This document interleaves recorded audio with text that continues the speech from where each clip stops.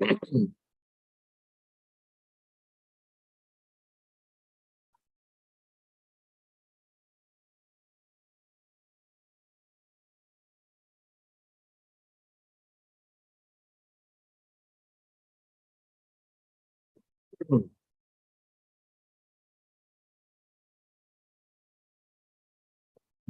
morning. With the help of Hashem, we are learning Yerushalmi Brachas, Perek Sheni, Halacha Hey, and Halacha Vav. In the Ois V'Hadar's edition, we are going to Daf Chav Zayin. We left off on Daf Chav Vav Amid Beis at the end of the third line, towards the bottom of the Amid. We are dedicating today's class in merit of all of our hostages. We are dedicating our class in merit of the Hatzlacha of the IDF and of all of the Jewish people. May we merit the coming of Mashiach now. Amen. So we are going to continue to learn about the importance of concentrating while davening Shemona Esrei, various practical applications of the need of such concentration. We're going to be touching on many different topics today. We're going to be reviewing a halacha that we learned already together, that while one is transporting the mechatos, if a person is masiyach das, if a person diverts one's attention while transporting the mechatos, as we'll see, this can even mean paskening a din while you're carrying the mechatos. That those waters become puzzle, and we will see how that will be related to our topic of kavana. And we're going to move on in today's Daf Chav Zayin to Halacha Vav, to the next Mishnah, that's going to tell us that a chassan is exempt from reading Kriya Shema from the first night of his marriage until Motzoi Shabbos. And that will really, this is referring back to what we learned in Ksubas, that a psula in the times of Chazal would get married Wednesday night. So from the first night until Motzei Shabbos really means 4 nights: Wednesday night, Thursday night, Friday night, and including Motzei Shabbos. We will see why a chassan is exempt, and that's going to open up a topic that will only begin today and God willing conclude tomorrow, and that is that mutar livoil beila batchila b'Shabbos, which means that when a man marries a psula, he is allowed to have the first cohabitation with her even on Friday night. The reason why that's a chiddush is, number one, because such a act of cohabitation will cause her to bleed. Now, causing one to bleed is problematic because of choivel. We're just going to review this more when we learn it inside. Choivel is a tulda of shchita. That's an av malacha. There's another issue or potential issue connected to having a be'ila batchila b'Shabbos with a psula, and that is the act of asiyas pesach, opening up a door, so to say, and that is going to touch either on the av of boina or on the av of makeh b'patish. This is all why it should be problematic. It's indeed not problematic. We're going to see why ultimately tomorrow, but because of this sugya, we're going to chazer the dinim that mekalkel b'Shabbos is pater. Pater always means pater avalasur. However, there are certain times that the chachamim even allowed it midrabanan. We're going to review a little again the sugya of malacha she'eina tzricha l'gufa. We paskan like Rab Shimon that it's only yasser midrabanan. Don't confuse malacha davar she'eina schavin. Rabbi Yehuda, Rab Shimon, either only yasser or mutter. Malacha she'eina tzricha l'gufa, according to Rabbi Yehuda, it remains equally yasser biblically, right? Chayiv, and Rab Shimon holds that it's pater aval asur. And all of that is going to be related to the topic of the fact that one is allowed to be boil epsula on Shabbos, on Friday night. Without further ado, let's go again. Let's go to the Ois V'Hadar. We're going to Daf Chav Vav Amid Beis. It's really at the end of the Amid. The last word, Rabbi, right 3 lines before the bottom of the Amid. Rabbi Shmuel bar Rav Yitzchak b'Shem Rab Chuna. Guys, we're learning about kavana during Shemona Esrei. So says the Gemara, a person is not allowed to stand and daven. We're speaking about Shemona Esrei with any type of coin in one hand, any type of coin, says the Charedim, even a prutam. Why? Because while the coin, if the coin is not in a bundle, if it's not in a pouch, if it's just loose, if it's going to fall, it's going to roll all over the place. So the concern for it not to fall and get lost is a distraction to your kavanah while you're davening Shmoyna Esrei. Now, turning to Daf Chav Zayin, and the way we're going to learn Pshat over here is, says the Pnei Moshe, Lefanov means if the coin is not in your hand, but it's on the ground in front of you, then also Asur. Why? Because you'll be looking at it. It's going to be a distraction. The coin is there. The coin is there. The coin is there. But if it's la'achra, but if it's behind you, then it's mutter, which is a chiddush, because one might have thought, you're kidding, if it's behind you, then the person isn't only concerned, but since they cannot see anyone taking it, if anyone is going to take it, they might be turning around the whole time. No one is going to do that. Whereas when you daven Shemona Esrei and the coin is behind you, you sort of say you have yush, meaning I'm not saying you have halachic yush. You're not going to turn around. You'll let go of it. But if it's in your hand or if it's in front of you, as I touch the Pnei Moshe, that is enough to take away the kavanah that you need to have, and therefore you're not allowed to daven Shemona Esrei. Says the Gemara, Rabbi Yasa, at times he would daven and he would have coins on him. So what would he do? Like we spoke out before, the problem of having it in your hand is only if it's not in a pouch. If it's in your hand loose, which means if it were to fall out, it's going to go all over the place. So he will bundle them, and then he would hold it in his hand. Says the Pnei Moshe, that's already not a problem. The 4 lines from the top, because the shehem tzerurin, once they are in a bundle, my understanding is, because even if it's going to fall, it's not going to just roll away. Or maybe if it's loose, then it can fall out of your hand. A single coin can fall between your fingers. If it's in a pouch and you're holding it, it's not going to fall. Right? You're davening Shemona Esrei, you're holding on to a siddur. It's not going to fall out of your hand. Maybe that's pshat, even better. Okay. Says the Gemara. So we're speaking about guarding coins. Well, the midas hadin, dan Yerushalmi expression. So now let's go to dinei mamenes. What's the dinei mamenes? That if a person is entrusted to guard over coins, how much of an effort must they make for them to be fulfilling their duty and not to be negligent? So the din is, Rabbi Yitzchak, says Rabbi Yitzchak, since we find the pasuk in A, the pasuk in A is not about a custodian guarding money, but it's about us taking ma'ois ma'aser sheni to Yerushalayim to exchange it there on Oichel Mashkin. And the Torah says, "V'tzarto hakesef biyadcha," you shall bundle up the money in your hand, which means that if you're taking it to Yerushalayim, you cannot take it loose, right? You have to put it in a bundle. And further, mad ubelvad biyadcha. In other words, it has to both be in your hand and it has to be in your bundle. So says Rabbi Yitzchak, from there you see that if a person doesn't want to be considered negligent when they are a shomer, the right way of transporting coins is by putting it in a bundle, putting it in a pouch, putting it in a bag, and holding it in your hand. Look inside the Charedim, 6 lines from the top. Just like we learned Benegea Kavan and Shmoyna Esrei, le'inyan din hashomer hamoylech pikadon mois memakam lomaker im loy hoylichan tzurudin biyadai. Let's go to the. Let's apply this. Then you'll be chayiv. Why? Because you were negligent.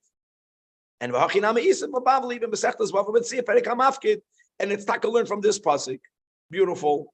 Back inside the Gemara, Rabbi Yosei Bar Avon, Hoyre, he paskin to whom? To Rabbi Hillel, his son-in-law, came, but he was once a custodian, and he needed to transport the money from one place to the other. And he told him that the only way to do this properly, bundle it and keep it in your hand. Says the Gemara, Rabbi Chizkiah, Rabbi Yaakov Bar Acha, have a yasvin b'chad asar. There were these two Amoraim, they were sitting. V'hava Gabi Rabbi Yaakov bar Acho peritin.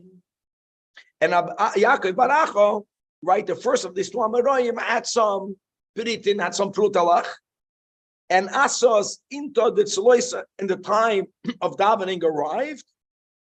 And as we learned, if they're not bundled, you're not allowed to daven Shemona Esrei. So what did he do? V'yahavon l'Rab Chizkiah. He gave it to Rab Chizkiah. Why did he give it to Rab Chizkiah? Says the Charedim, because Rabbi Yaakov had nothing to bundle it in. Not because Rab Chizkiah didn't need to daven. Rab Chizkiah had a belt. But the problem with Rab Chizkiah's belt is that he had a very narrow belt. So making that belt into a pouch was something for which he needed to get creative. And indeed, he attempted to do so. Rab Chizkiah tied a part to a part, which means that since, like we said, his belt was narrow, in order for it to go around the coins, he needed to do whatever, I imagine, however you'll imagine it. Sometimes it works and sometimes it didn't. And it didn't work.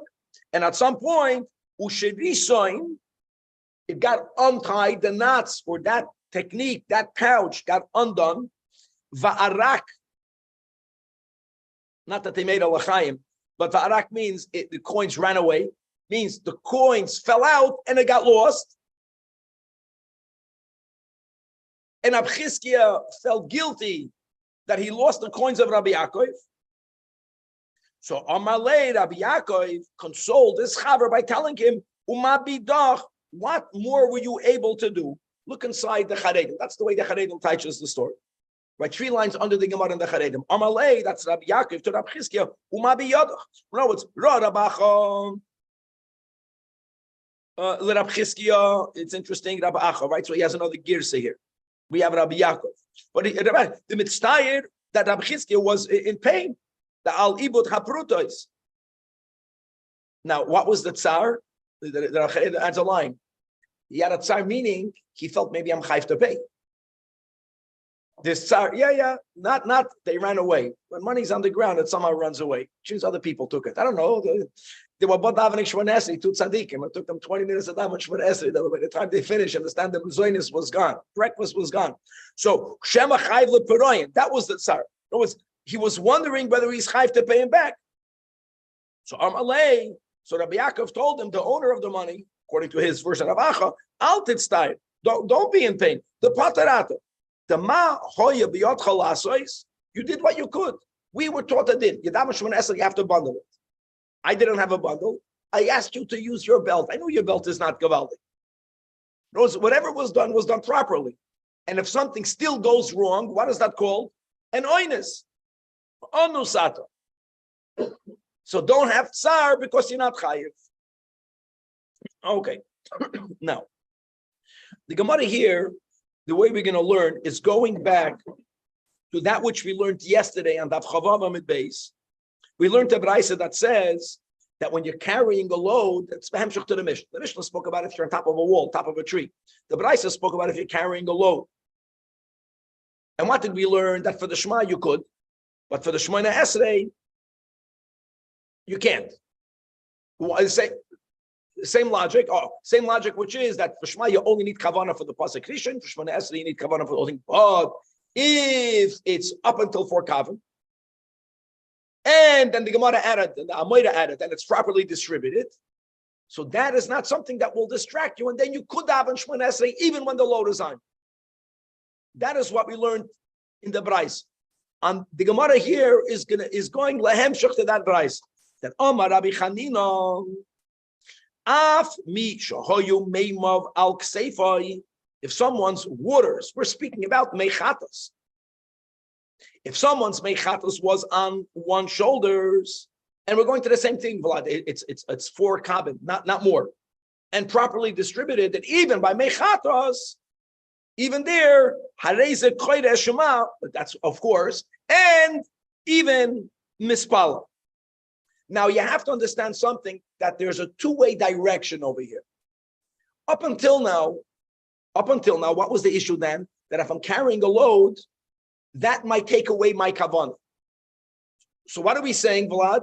that even if it's something of importance, smeichatos, it's not taking away your kavanah. But let's 1 second, which means that the person who davened Shemona Esrei had kavanah during Shemona Esrei. But now there's a chiddush in the other direction. And that is that when a person is transporting meichatos, they can't have hesach hadas from the meichatos. So I get it, behemshach to the Braisa, yeah, David, that the Shemona Esrei is valid. But 1 second. What he's saying is, but how now I have the opposite, Shaila. If my kavanah was taka good, so my Shemona Esrei is good. But now the question will be, that means I have hesach hadas. If I have hesach hadas, why would that not invalidate the meichatos? And guys, remember we learned, even if it's a psak din, when you're carrying the meichatos, a shaila. So when you ask Rav a shaila, for 1 moment he has to think about the question. When he answers the shaila, the meichatos is invalid. So that's what the Gemara is going to bring up over here. Frag the Gemara, Rab Chuna Amar, that's a kasha. What kriya shema tefila einam tzricha is kavanah. Now, yeah, we get it. We learned the Braisa. We know already that if it doesn't weigh that much and if it's good, properly distributed, you'll have kavanah. What he means to ask is that, okay, good, so you had kavanah. The problem is now that you had kavanah by the Shema, now that you had kavanah with the Shemona Esrei, why wouldn't you lose the meichatos? And again, this is the way the Gemara, we're going to learn the Gemara. And Amar Rav Mana, not to answer the question, but he's going to be asking the same question a little bit different, but it's going to be the same kasha. That kasha yosei. Kumei Rav Pinchas, when I heard the statement of Rabbi Chanina, here's what I asked. That if afilu teimar kriya shema, eino tzricha kavanah. What is pshat? The pshat is that we learned yesterday, we kept on repeating it, that you have to have kavanah by the pasuk rishon. The reason why the Mishnah was more lenient by Shema, because it's only for 1 pasuk. He's saying, even if you're going to learn pshat of the Mishnah, that it's not that you can reach Shema on top of the wall, or you can reach Shema no matter how heavy your load is, because the kavanah is only needed for pasuk rishon. Let's say you don't need the level of kavanah like you have by Shemona Esrei. Let's say you don't need kavanah. Even if you're going to say that, l'kula alma tefila eina tzricha kavanah. Everyone agrees that tefillah has to have kavanah. You're kidding? Shemona Esrei takes a few minutes. And again, it was based on the premise that there is a rule that if you are transporting mechatos and you had hesach hadas, it becomes invalid. Now, one can say that Rabbi Chanina maybe was not saying it's not invalid. Rabbi Chanina is just telling you afila mechatos. Then you can't answer that, because then we don't need a statement. We already told you that if you're carrying a load, if it's not that heavy, then you can do it. Why not? So what? But you're not thinking about the mechatos.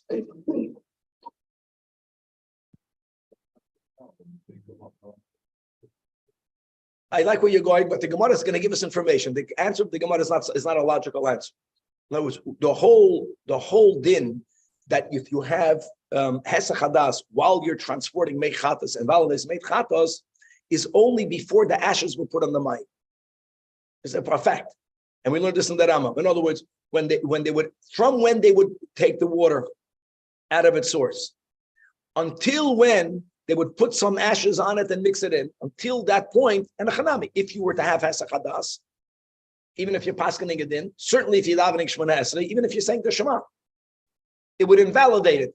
The Rabbi Chanina's statement was after the ashes were mixed in, and then there's no such a problem with hesach hadas. It's a technical answer, informational answer. Amar Rabbi Yosi, that kayamte, Rabbi Chanina Zatana, that's even a bigger one. That because of these questions, people were even doubting if the girsa of the Braisa is correct. People were going to invalidate the Braisa. No, kayamte, the Braisa is good. Because how can it be good? Kai, like, man means Amar. Like Rabbi Yaakov Bar Acha said in the name of Rabbi Yechanan, and the Charedim points out, we don't know regarding what. It wasn't regarding this. But they heard a statement and they had a problem. And Rabbi Yechanan said that higiyucha means not you deserve it.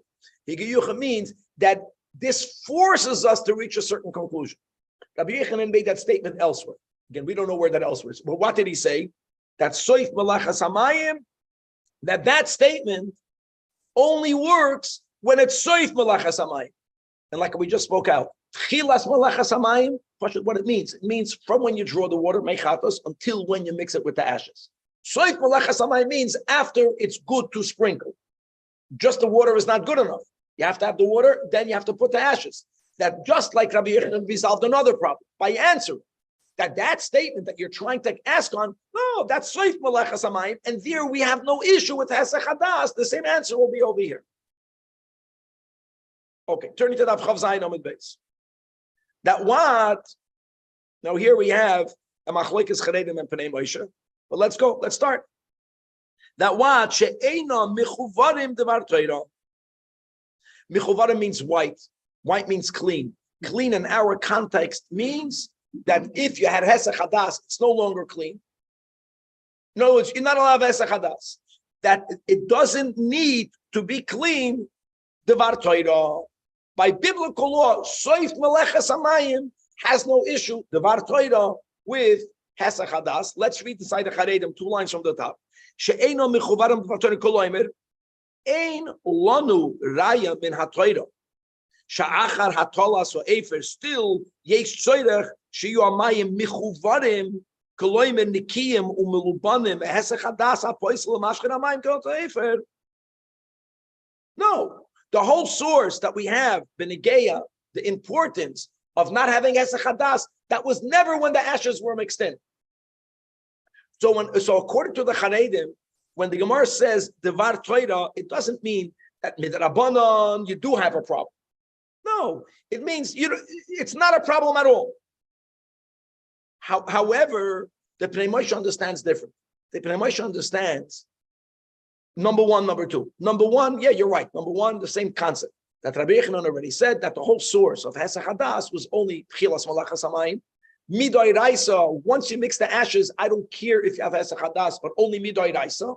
Midrabanan, I do care. However, the Rabbanan didn't care if you're davening. That's what you were saying, Abraham. Since it's only a problem with the Rabbanan, so they said, you're saying Shema, we're okay. You're davening Shema, we're okay. After the ashes. If the Torah says you can have hesech hadas, how can you differentiate? The Charedim doesn't learn pshat that way. The Charedim doesn't learn that there's an issue with the Rabbanan. Look inside the Pnei Moshe, the top Pnei Moshe. She'enim mechuvarim devar Torah. Kolomer einam mechuvarim b'din zeh min haTorah shehanoisa oisam. This is only when you're transporting it. Then poisel oisam b'malacha. What does malacha mean? Malacha means your hesech hadas, kizu, whatever it is. We learned this paskening again, saying Shema. No, elo shechachamim gazru b'hem. Yeah, even after the ashes were mixed, not in devar Torah upaslo mechatos she'asu malacha. But since it's only a derabanan, so now the Rabbanan can make exceptions. It fits better with the words of our Torah. And going back to the Charedim says that I don't know where did Rabbi Yochanan say that, but he said it elsewhere. There was a stira between Tanoim, and that was his solution. Tchilas melechas hamayim, soif melechas hamayim. Okay. Now we are going to go into the next Mishnah, as we call it here, halacha. It's the 6th halacha of Perek Sheni, halacha vav. We are still continuing to learn the sugya of kavana, as we had in the previous Mishnah. And what's amazing was that in the previous Mishnah, whether the girsa was hu'umanim or whether it is hapoyalim, right? We did establish. Let's go with the way we were learning the whole sugya, that you have to have kavana, but b'di'evet it's enough to have kavana by the pasuk rishon. Which and therefore, since you only have to have kavanah in a way that's ma'akev on the pasuk rishon, a person is able to have kavanah only for one pasuk, even if they are, let's say, in an uncomfortable place. They are on top of a tree, on top of a wall. Shemona Esrei, you can't daven. Shema, you could daven. Now the Mishnah is going to tell you that there's another circumstance where you cannot even have kavanah for the pasuk rishon, and therefore, either you shouldn't say it, or really you are exempt from saying it. But if you want, you can say it, and the latter will be correct. So here we go. Chasen patur b'kriyas shema lailo harishon ad motzei Shabbos. So we're going to learn pshat in the Mishnah, which is taka the correct pshat. We're speaking dafka about a person who's marrying a virgin. He's marrying a psula, and because of that, there is something that's distracting his capacity of having concentration. And what is it? So really, it's a machlokes between, as the Charedim puts down, the Rabbeinu Yoina and the Rambam. I'm going to right away read the first Charedim. Let's go. Psulani says Liyoim Haravi. That's very important. And Almana used to get married on Thursday night. And if a person marries the wife who he previously divorced, they get married out of Shabbos. The Rebbe in Paris during the Second World, during the Holocaust, was learning the Mishnah. The Rebbe's a little stable over there, and people remember the Rebbe's pshat over here. How Friday we are God's wife, and Golos makes it appear as if God divorced, as if, and God is going to remarry us, and that's going to happen on Friday. Friday is the 6th millennium, and the Rebbe was speaking about how Mashiach has to come immediately. That was during that war. But anyways, and a psula gets married to Liyam Aravi. Why are we emphasizing that? You'll see also in a moment. Now, I'm going in the Charedim. Chol oisan shloisha yamim va'arba leilos. Liboy tarud b'machshavas mitzvah. What's the machshavas mitzvah? This is the Rabbeinu Yoina. There is a mitzvah for a chassan that goes to any chassan to have a bi'ilas mitzvah with his wife. If she's a psula, so there's a mitzvah, but that mitzvah brings a concern. What's the concern? The yarei shema yasa kedushavcha. That somehow, because of her psulim, it's going to somehow physically sever his member, and that's the Rabbeinu Yoina. And that concern is it's called a mitzvah because it's about doing a mitzvah. Now, 1 second. Why only until Matzah Shabbos? And we're going to see it's clear. It's 4 nights. So David, they were not as sensitive as you are. What can I say?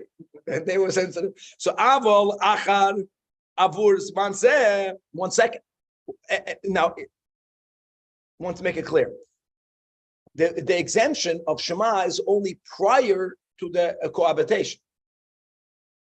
If a man did the right thing, which is to have to be Bilas Mitzvah that night, or whenever he came home, which can be even during the day, whenever he comes home, then he doesn't have an exemption. If he didn't yet do the Maisa, then he has an exemption for 4 days. But what happens after 4 days? But he loses the worry. Says the Charedim, the first line under the Gemara. Afapi now. After this time, Afapi shaloyasa Maisa. Kvar misyayish min hadava ve'eno tarot. If he didn't do it until then, he's not thinking about it the whole time. Not on his head the whole time. If it would be on his head, he would do it.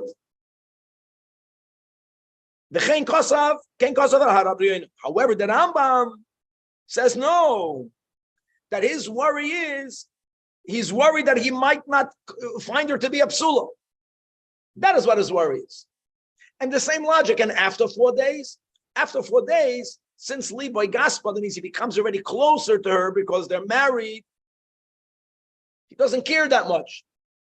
It's not that concerning to him after 4 days. Now again, when the Mishnah says that's a big chiddush, because you could have kavanah to say Shema on top of a tree. But this worry, doesn't even allow you to have kavanah on the pasuk Krish. Now the next question is, when the Mishnah says potter, does the Mishnah mean potter and you shouldn't? Or potter means no, you're not mechuyev. So the initial understanding is potter and don't. However, Maisa ben Rab Gamliel Shenasa, he got married, and obviously to a psula, and v'kara laila harishay. So Amru loy talmidav. Hey, 1 second. Limadatanu Rabbeinu. That's the correct way of correcting your teacher. Not to say you shouldn't have done it. They told him, "Did you not teach us that a chassan is potter?" And so what? And therefore they understood potter means that they shouldn't. So he said, "Yeah. Potter doesn't mean that. Potter means that they don't have to, but they could."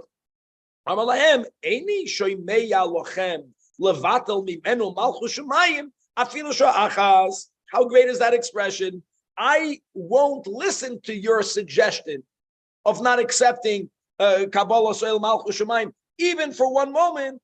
Like we explained, you're not mechuyev, but you could. And Rabbi Gamliel felt that not only are you allowed to, but Rabbi Gamliel felt that he is able not to have that worry in his head. And therefore, he's not going to give up. He's not going to give up reading Shema even for 1 night. No, if not, there wouldn't have been a thing. If the husband reads Shema but doesn't have the proper kavanah, so this is a discussion we had previously, right? So he would, it's like Talmud Torah. No, I'll tell you the difference, Danny, because l'chu'ura Shema comes together with birchas kriya Shema. Birchas kriya Shema takes God's name. Here you go. I think that's why there was a havamina that you shouldn't. Okay. Now we're going to open up the topic. Guys, we learned this in Ksubis. Let me just review again the following.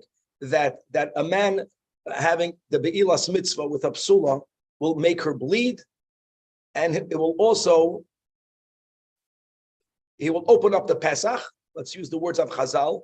And therefore, there are many understandings amongst the Rishonim in Bavli as to what the problem might be. First of all, wounding, chabura, is a isur doiraisa. It's a tulda from the malacha of shoichet.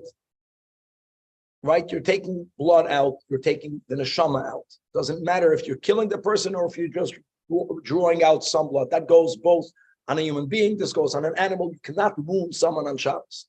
The definition of a wound isn't only if the blood leaves the body, but if the blood was detached from inside the body, from one place to the other, and now there's a black and blue mark, that's an isur doirais. So that might have been a problem. How could you be boiled? But I'm talking about Shabbos. The Mishnah didn't speak about Shabbos. I just want to give an intro. The question here will be is, if a man marries a psula, is he allowed to be boiled on Friday night, on Shabbos? And like we just mentioned, when the Mishnah says that you're potted from the first night until Matzah Shabbos, and we'll see what we're speaking about from Wednesday night, which when you get married until Matzah Shabbos, which includes Friday night, all of that will be a raya from this, that you are allowed to be boil psula on Shabbos, even though Batchila, she never had another relation with a man prior. Another potential problem of being boil psula, and that is called Asiyas Pesach. Asiyas Pesach is either problematic in the category of boina or in the category of makah b'patish. We're going to go into the details right now, but let's begin the Gemara. Rabbi Lazar ben Antignois b'shem Rabbi Eliezer ben Rabbi Yanai. When he learned the Mishnah, he said, Zoi soy meres. Now I know. From this Mishnah we see Shemuter lival be'ilam batchilam, that a person can have the cohabitation. Batchila, the first cohabitation, obviously with Apsula, even though it's on Shabbos. And it's very good, because if you're not allowed to have a Be'ila on Shabbos, why would the Mishnah say you are exempt from when you get married until Matzah Shabbos? Friday night, you have to say Shema. Shabbos day, you have to say Shema, because you're not worried about either becoming a Krushavcha. You're not worried about whether she won't be a Psula, because she can't do it. Now you can counter argue. So what if I can't do it now? I'm worried about later. No, if that would be the case, why is it only a chassan? Then it should be the night before you get married, a week before you get married. We don't say that. We say that this worry is only such a big worry that you can't say the Shema when it's some act that you should do now. If you don't do it now, it's going to be tomorrow night, then you're not worried anymore. Enough for you not to be able to say the Shema. So now, because of the statement that this din, which we're not going to debate, that we are allowed to be boil be'ila batchila b'Shabbos, but he is proving it from our Mishnah. The problem we're going to have, and we'll see how far we can get, is why did we need our Mishnah? Aren't there other Mishnayasin that from there we can come to the same conclusion? That will be the kash. First of all, what's Bachal Darai from our Mishnah? I'm sorry. The first statement of the Gemara is, who told you that our Mishnah is speaking about marrying a psula? I know we learned the Charedim, we learned the Rabbeinu Yoine, we learned the Rambam, but who said all that? Maybe Tifter Balmana. Maybe there's some other concern, not a concern, not of Kruv Shavcha. Maybe the Kavana concern is not the concern about she may not be a psula. What? I don't know. But who told you that our Mishnah B'chlal is speaking about a psula? Maybe our Mishnah is speaking about an almana. And therefore, the issue that we mentioned, the issue for which you have a chiddush, that it might be a chabura, it might be Asiyas Pesach, it might be boine, it might be makah b'patish, is not shaykh. Shein ois chabura. Like, how do you know B'chal was speaking about a? Now, why would you be exempt? I don't know yet. So the Gemara says, Armalei, no, that for sure is not Pshat in our Mishnah. Why? Because there is a Braisa that recorded our Mishnah. Habraisa is a bit more elaborate, and there it says Arba'a Leilois, that a chassan is exempt for 4 nights. When it says from when he gets married until Motzei Shabbos. 4 nights to emphasize that you're getting married Wednesday night. And we learn from the Masechet Ksubas, like the Charedim quoted, who gets married Wednesday night? Dafka Psula. Is lach lemeimar arba leilos ba'almana. There aren't any 4 nights because, like we just said, an almana, people with times of Chazal would marry an almana Thursday night. So it's Thursday night, Friday night, Motzei Shabbos. At Motzei Shabbos wouldn't fit. In fact, why did the Braisa have to give a number to tell you we're speaking about dafka psula? So now, again, the fact that when you marry a psula, you are also exempt Friday night, all of the 4 nights, is a raya that you can be boiled bilas mitzvah. Again, here we go. The kind of questions will be, we're not challenging the din, but we're challenging the zois oimeres. Zois oimeres means from here, you know. Why is it from here?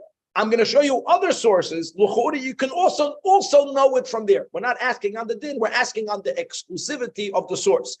Omar Rabbi Yaakov bar Zavdei, that Kashiyase, Komi Rabbi Yosei, why ma beino lebein shrever esachavius, lechel memenu groigeres, that their Mishnah tells us in Shabbos, we have it in the Bavli, on Shabbos 146, that a person is allowed to break a barrel to take out dried pressed figs to eat. So let's go a couple of steps.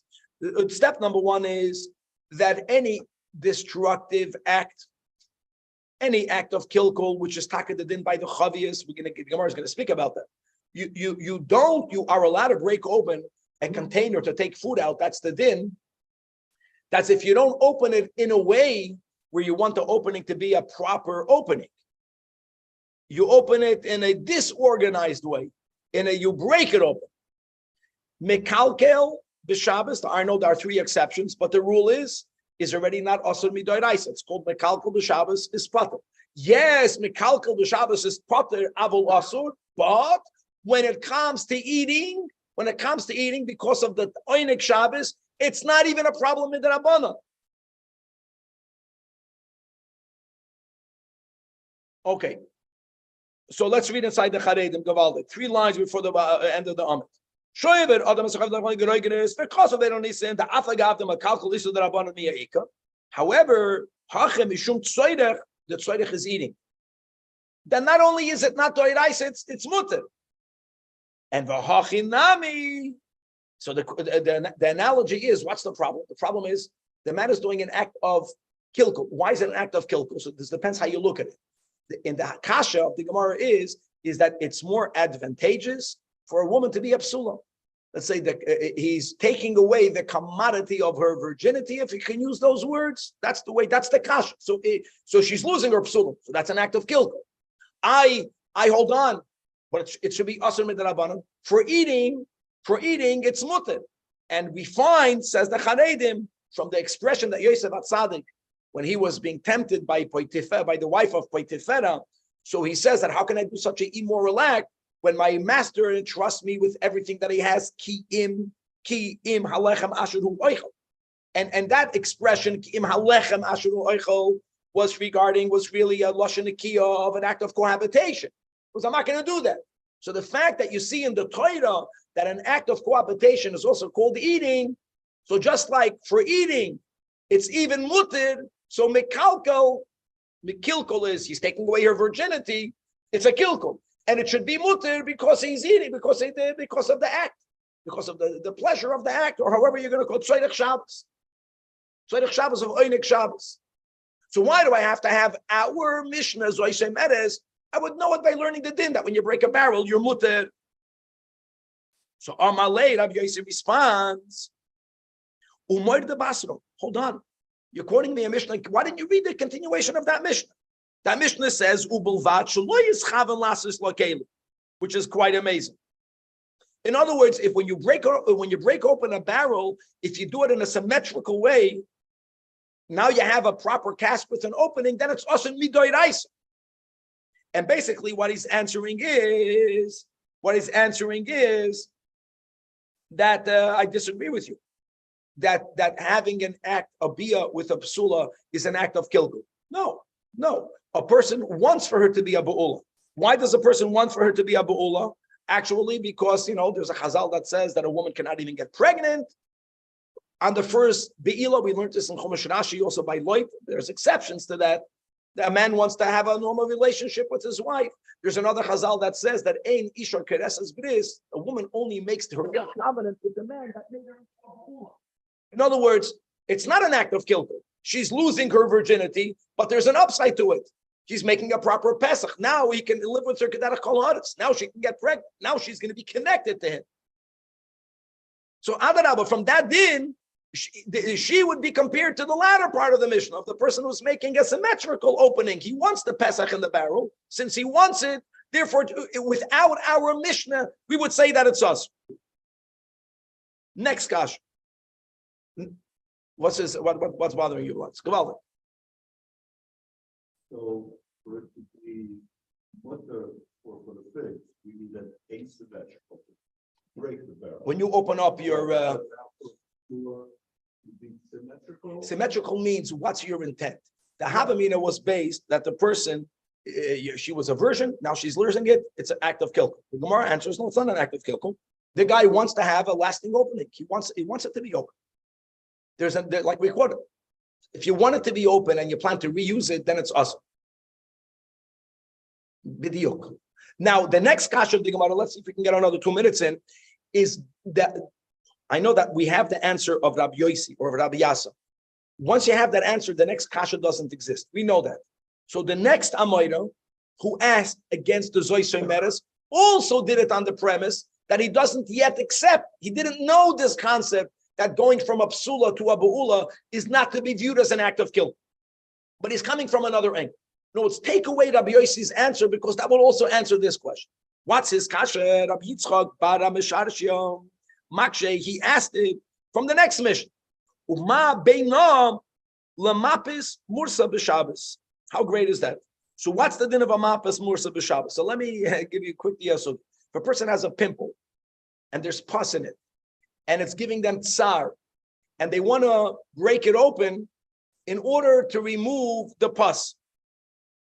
So I want to say like this, there's different ways of learning this sugya. We're going to follow that this touches on the machloikis, Rabbi Yehuda Rab Shimon, of a malacha she'ein tzricha l'guf. Making a keli is asur. But what type of making a keli is asur? A keli whose opening will remain. That's the way Rashi learns over there. When you break open a pimple to take out the pus, you don't care if it's going to be a Pesach that will remain open. Remaining open means for a day or more, just halachic. You don't care. You just want the pus to go out. Therefore, it's called the malacha she'ein tzricha l'guf. In the Mishkan, whatever they did, they wanted davar shel kayama, and here it's not shel kayama. Just want to get the pus out. Rabbi Yehuda holds it's equally asan midoiraisa. We paskin like Rab Shimon. This Gemara is based on the fact that we go like Rab Shimon, that it's asan midrabana. But because of tsar, even midrabanan it's not asan. And you should remember a big rule in Hilchos Shabbos. Anything that's only asan midrabanan, but because of tsar is mutter, soirech mitzvah also makes it mutter. Same thing over here. Why would it be a problem? Why would it be a problem? Again, because we're going on the premise that you don't need for this to remain open. You're downgrading her. We're not focusing on the act of kilkul. You're making an opening, but you're doing it with tzedek mitzvah. Number one, and number two, it's a tzedek mitzvah. That was this kash. So again, why do I need to have our Mishnah? Why would we not learn it from over there? So Amalei. So he said, hold on. How can you say he doesn't want it to stay open? Same type of answer. Right, that top of Daf Chavches. Umoir de Basro. Why don't you learn the hemshech of that Mishnah? What does it say over there? When are you allowed to pop open a pimple lechatchil on Shabbos? Let's go with the version. Lasa isla pem. Lasa isla pem is if you don't want the opening to remain open. If you want the opening to remain opening, it's not a malacha she'ein tzricha l'gufa. And v'kan mikivan. Again, we're learning that that's exactly the intent. The intent is that she should remain a ba'ula. And therefore, from both of these mishnayos, and that's what we're going to leave off today, that we have in Masechta Shabbos, we would never come to the conclusion that mutar livel be'ila batchila, but we wouldn't know that. We know it from our Mishnah We know because if it would be usher, then you would be allowed, then you would be chayv to say Shema Friday night on Shabbos. Now, why are you mutter? We didn't get there yet. What's the problem? You already mentioned. Number one, Chabura. Number two, Pesach, which is connected both to Boina and to Makeh B'Patish, to be continued.